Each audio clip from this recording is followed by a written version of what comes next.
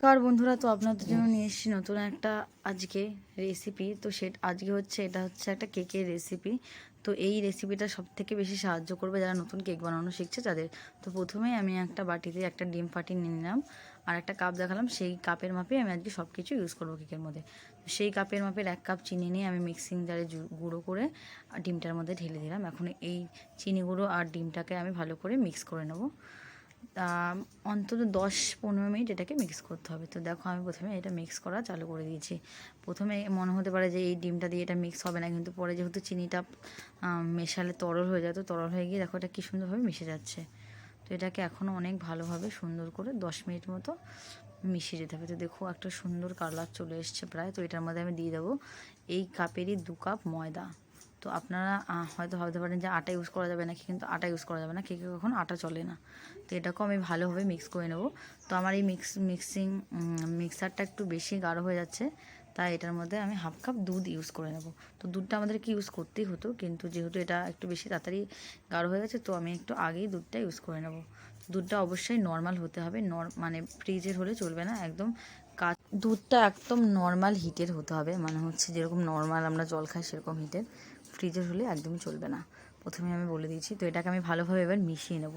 তো এটাকে আমি একদম মানে এই পর্যায়ে মানে খুব ভালোভাবে এটাকে মেশাতে হবে। হয়তো আপনার প্রথমবার বানাবেন, তো এত হয়তো ঘোটার অভ্যাস না থাকলে হাত ব্যথা হয়ে যেতে পারে, কিন্তু তবুও থামবেন না, ভালো করে মেশাতে হবে, তাহলে কিন্তু আমাদের কেকটা সবথেকে ভালো হবে।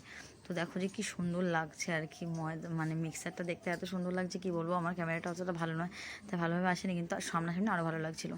দেখো ভালো করে আমি ফাটিয়েও নিচ্ছি মেশানোর সঙ্গে সঙ্গে। তো দেখো কি সুন্দরভাবে একটা চলে এসছে। তো তখনই বুঝবেন কেকের জন্য প্রায় আপনার এই মিশ্রণটা রেডি।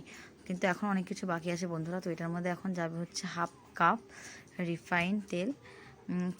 এটার মধ্যে কিন্তু কোনো রকম সর্ষের তেল ব্যবহার করলে চলবে না। এটার যেই কাপটা আমি মেপে সব নিয়েছি, সেই কাপের 1/2 কাপ রিফাইন তেল। তো এটাকে খুব ভালোভাবে 10 থেকে 15 মিনিট মতো মেশালে এটা মিশে যাবে। 20 মিনিট মেশালে বেশি ভালো হয়। তো দেখো, প্রথমে মনে হতে পারে যে তেলটা দেওয়ার পরে যে মানে যেই আপনি এটা বানিয়েছেন, মানে মিক্সারটা বানিয়েছেন সেটা নষ্ট হয়ে যেতে পারে, কিন্তু ওরকম কোনো ব্যাপার নয়। ভালোভাবে একটা 10 মিনিট ঘোরানোর পরে ভালোভাবে এটা মিক্সারটার সাথে তেলটা মিশে যাবে। তো দেখুন, আমি ভেবে সুন্দরভাবে মেশানোর চেষ্টা করে আপনাদেরকে দেখাচ্ছি। ইলেকট্রিকের সাহায্যে যে মেশায় সেটাও আপনারা ব্যবহার করতে পারেন, কিন্তু আমি হাতের এইটা দিয়েই ব্যবহার করেছি। অ্যাকচুয়ালি সঠিক বলতে এটার আমার নামটা সঠিক জানা নেই। দেখুন ভালোভাবে মিশিয়ে নিচ্ছি, খুব ভালোভাবে। তো আমার প্রায় মিশে গেছে, কিন্তু আমি তবুও যেহেতু কেকটা খুবই ভালোভাবে চাইছি, তাই জন্য আরেকবার ওপর থেকে ফেলে দেখলাম। যদি একটুখানি মানে ঠিক মতো মানে করে পড়ে, তাহলে বুঝে যাবেন যে কেকের মিক্সারটা প্রায় রেডি। বন্ধুগণ, আপনাদেরকে আমি একটা কথা আগেই বলে দিচ্ছি, আপনারা এই কেকের মধ্যে যেটাই ব্যবহার করেন না কেন, বেকিং পাউডার, বেকিং সোডা বা ইনো, সেটা কিন্তু এখনই দিয়ে দিলে চলবে না। কারণ এটা যদি এখনই দিয়ে দেয় না, কারণ যেহেতু আমরা এখন কেকের পাত্রটা রেডি করিনি, তাহলে কিন্তু কেকের মিক্সচারটা নষ্ট হয়ে যাবে। তো এখন আমি এটাকে ভালো করে 10-20 মিনিট মতো মিশিয়ে এক জায়গায় ঢাকা দিয়ে রেখে দেবো। তারপরে কেকটা যেই জিনিসে বানাবো সেই পাত্রটা রেডি করব। তো আমি ইউজ করছি এখানে একটা অ্যালুমিনিয়ামের একটা ক্যান। তো আপনারা অবশ্যই স্টিলের জিনিস ব্যবহার করলে হবে না, অ্যালুমিনিয়াম বা সিলভারের জিনিস ব্যবহার করতে হবে। তো আমি এই ক্যানটা ব্যবহার করব বলে ক্যানের নিচে নুন দিয়ে তারপরে একটা থালা বসিয়ে দিলাম, কারণ আমার কাছে কেক বানানোর স্ট্যান্ডটা নেই। যেহেতু আমি চুলায় কেক বানাবো, তো আমার এগুলো লাগবেই। তো আমি এখন ওটাকে 10 মিনিট হালকা হিটে চুলায় গরম হতে দিয়ে দেবো। আর এখন আমি যেখানে কেক বানাবো মানে সেই শেপার তো নয়, আমি বাটিতেই কেক বানাবো। 4টে বাটি কেক বানাবো আর একটা বড় কেক বানাবো, তাই একটা বড় বাটি আর 4টে ছোটো বাটি নিয়ে নিয়েছি। সেটা অবশ্যই ভালো করে মুছে নেবেন, জল থাকলে চলবে না। আর আমি এটার মধ্যে ওই কেক বানানোর পেপারের বদলে এই নর্মাল কাগজ ইউজ করবো, যেহেতু আমার কাছে ওই পেপারটা নেই। আর আমি এটা বিগিনার্সদের জন্য বানাচ্ছি, এই কেক বানানোর পদ্ধতিটা দেখাচ্ছি, প্রথমে বলে দিয়েছি। তার বাটিগুলোতে আমি প্রথমে একটুখানি তেল ভালো করে মেখে নেব। আপনাদের কাছে ব্রাশ থাকলে আপনারা ব্রাশ ইউজ করতে পারেন, যেহেতু আমার কাছে ব্রাশ নেই, আমি হাত দিয়ে ভালো করে বাটিগুলোর মধ্যে তেল মাখিয়ে নেব। প্রথমে বড় বাটিতেই তেল মাখিয়ে নিলাম, তারপরে আপনাদেরকে হচ্ছে যেই পেপারটা দেখালাম, সেই পেপারটা এখন ভালো করে মানে শেপ মতো ছিঁড়ে নেব। তো দেখুন আমার পেপারগুলো ছেঁড়া হয়েও গেছে। তো আমি এখন সেই পেপারটা এখানে বসিয়ে দিলাম। তো পেপারটাকে ভালো করে আগে তেলের মধ্যে সেট করে পেপারটার উপর দিয়েও কিন্তু তেল মেখে নিতে হবে, যাতে পেপারটা কোনো মতেই কেকটার মধ্যে লেগে না থাকে, সহজেই উঠে যায়। তো এটার মধ্যে দেখুন আমি সুন্দরভাবে তেল মাখিয়ে পেপারটাকে পুরো কেকের নিচে যেই পেপারগুলো দেয় সেরকম বানিয়ে নিয়েছি। তো আমার কেক পেপারটা পুরো প্রায় রেডি। তো এখানে আমি এবার ব্যাটারটা তুলে নিলাম। এটা মোটামুটি 10 মিনিট মতো আমার টাইম লেগেছিলো বলতে। তো এটা আরও ভালো একটা থিকনেস চলে এসেছে 10 মিনিট রেখে দেওয়ার ফলে। তো এটা চাইলে আপনারা স্কিপও করতে পারেন, আপনারা সঙ্গে সঙ্গেও করতে পারেন যদি আপনি পাত্রটাকে রেডি করে নেন। তারপরে এটার মধ্যে আমি দিয়ে দেবো 10 টাকার একটা ইনো। তো আমি পুরো ইনোটাই দিয়ে দিয়েছি, কিন্তু ইনো দেওয়ার পরে আমি ভালোভাবে তারপরে এটাকে 5 মিনিট মতো মিশিয়ে নেব। সুন্দরভাবে মিশিয়ে নিতে হবে। একটা দেখবেন বুদবুদি আর তারজালি ভাব চলে এসছে, তখনই বুঝে যাবেন যে কেকের ব্যাটারটা পুরো রেডি কুক করার জন্য।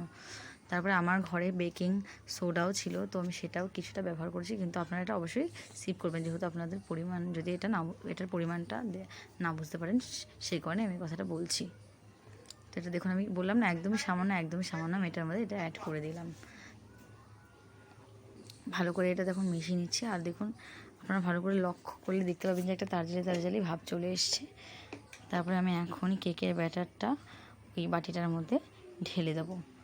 তো বাটিটা অবশ্যই কিন্তু আমি ফার্স্টেই বলে দিয়েছি সুন্দরভাবে মুছে নেবেন, তলার দিকটাও আর ওপরের দিকটাও। তবে দেখুন আমি আরও একদম ভালোভাবে মিশিয়ে নিয়েছি, ওপর থেকে একবার ফেলেও দেখলাম যে সুন্দরভাবে ব্যাটারটা নিচে পড়ছে নাকি। তো এবারই দেখো আমি বাটিটা নিয়ে নেবো কেকের ব্যাটারটা ঢালার জন্য। তো এবার কেকের ব্যাটারটা আমি দিয়ে দিয়েছি, দেখো কি সুন্দরভাবে কেকের ব্যাটারটা নিচে পড়ছে। তখনই আপনারা মানে একদমই আপনারা নিশ্চিত হয়ে যাবেন যে কেক হওয়ার জন্য পুরো ব্যাটারটা রেডি। তো দেখো বলেছিলাম না একটা বুদবুদি চাল মানে তারজালি ভাব হয়ে যাবে। তো প্রায় হয়ে গেছে, এটা ওপর দিয়ে এখন ভালো করে ক্যামেরাটা ক্লোজ আনাতে দেখা যাচ্ছে। তো আমি বেশিরভাগটা এখানে দিয়ে কম ভাগটা রেখে দিয়েছি বাটি কেক বানানোর জন্য, মানে ছোটো ছোটো বাটি কেকগুলো বানানোর জন্য। তো এটাকে ভালো করে একটুখানি একটুখানি নিচের দিকে ঝাঁকড়ে নেবেন যাতে বুদবুদিগুলো নষ্ট হয়ে যায়। ওইভাবে নষ্ট হয়নি বলে আমি একটা চামচ নিয়ে চামচের পেছনটা দিয়ে বুদবুদিগুলো নষ্ট করে দিয়েছি। তো আমি বেশিরভাগগুলোই প্রায় নষ্ট করে দিতে পেরেছি। তারপর আবারও চাইলে 2-3 বার আমি আপনারাও ঝাঁকিয়ে নিতে পারেন, আমিও ঝাঁকিয়ে নিয়েছি। তারপরে এবার কেকের পাত্রটা আশা করছি মানে হালকা আছে রেখেছি, 10 মিনিটে প্রায় রেডি হয়ে গেছে, আমি চেক করে নিলাম। এবারে আমি এখন তাহলে এই কেকটা এখানে বসিয়ে দেবো। দেখো আমি কেকটা একদম মাঝ বরাবর বসালাম। অবশ্যই নিচে বালির বদলে মানে নুনের বদলে আপনারা বালি দিতে পারেন, সেটাতেও ভালো হবে। তো আমার কাছে বালি ছিল না বলে আমি নুন ইউজ করেছি। তারপরে এটাকে কত মিনিট মতো বেক করতে হবে সেটা তো বলা হয় না, এটাকে 25 মিনিট আমি বেক করেছি। তো আপনাদের হয়তো 20 মিনিটও হয়ে যেতে পারে। 10 মিনিট পর এটাকে চেক করে নেবেন একটা কাঠি দিয়ে, সেটা আর আপনাদেরকে আমার দেখানো হলো না। তো দেখুন এবার ছোটো ছোটো বাটি কেকগুলো করার জন্য এবার বাটিগুলির মধ্যে ভালো করে তেল মাখিয়ে নিচ্ছি আর পেপারগুলোকে বসিয়ে নিচ্ছি। এটা তো আপনারা আগেও দেখেছেন, তবে এটার উপরে একটু সামান্য পরিমাণ তেল ব্রাশ করে দিতে হবে। দুটো বাটি আমি একসাথে রেডি করে নিলাম। 4টে বাটি একসঙ্গে বসানো যাবে না, তাই আমি দুটো বাটি আপনাদেরকে দেখালাম। তো এটার মধ্যে এখন আমি ব্যাটারগুলোকে ঢেলে নিয়ে প্রায় রেডি করে ফেলেছি। তো এখন আমি এই দুটো আবার ওই চুলাতে বসিয়ে দেবো। এটা কিন্তু হতে টাইম লাগবে 8 মিনিট মতো। এবার অনেকের হিট বেশি কমের জন্য 10 মিনিটও লাগে, কিন্তু আপনার 8 মিনিট পরে এটাকে তুলে দেখবেন যে এটা কেমন হয়েছে। তো আপনি যদি প্রথমবার কেক বানান আপনার মনটা খুশিতে ভরে যাবে, এত সুন্দর কেকগুলো ফুলবে সেটা দেখে। আপনারা দেখুন যে কী সুন্দর কেকগুলো ফুলে গেছে, মানে আমি এত খুশি হয়েছিলাম প্রথমবার, আপনাদেরকে কি বলবো। আর দেখুন কেকগুলো কী সুন্দর উপরে লালচে লালচে ভাব চলে এসেছে, কেকগুলো প্রায় রেডি, মানে প্রায় কি রেডি হয়ে গেছে, কী সুন্দর ফুলেছে দেখুন। আর এই কেকটা দেখুন কি সুন্দরভাবে ফুলের মতো ফুলে উঠেছে। এটা এত সুন্দর লাগছিলো না বন্ধুগণ, আপনাদেরকে কী বলবো সামনাসামনি। তো আপনাদেরকে আমি এখন কেকগুলো দেখবো, যে কেকগুলো এই যে বাটি কেকগুলো আবার দেখে নিলাম আরেকবার। তো এবার আমি এবার বাটি কেকগুলোকেও এই বাটিগুলো থেকে আমরা ছাড়িয়ে নেব। তো এবার আপনাদেরকে বড় কেকটাকে আমি দেখাচ্ছি যে কী সুন্দর নরম হয়েছে, দেখুন কী সুন্দর শেপিং হয়েছে আর কী সুন্দর নরম হয়েছে। আমি দেখাচ্ছি দেখুন, এই যে কী দারুণ হয়েছে, আপনারা দেখুন কী সুন্দর স্পঞ্জি হয়েছে। কী আর বলবো, এত টেস্ট হয়েছিল কেকটা আপনারা না খেলে বুঝতেই পারবেন না। দেখুন কি সুন্দরভাবে এই বাটি কেকটা উঠে গেল, আর এটাও কি সুন্দর নরম হয়েছে। এত সুন্দর হেলদি কেক অবশ্যই কিন্তু বাড়িতে বানিয়ে খাবেন বন্ধুগণ, আপনাদেরকে আমি কি বলবো, এত টেস্ট হয়েছিল। তো এখন আমি আমার মাকে কেটে কেকটা ফার্স্টে দেবো। তো আমি এখন দেখুন আমার কাছে ছুরিটা আমি খুঁজে পাচ্ছিলাম না বলে আমি কাঁটা চামচ দিয়ে তুলে নিলাম, তাই কাটি।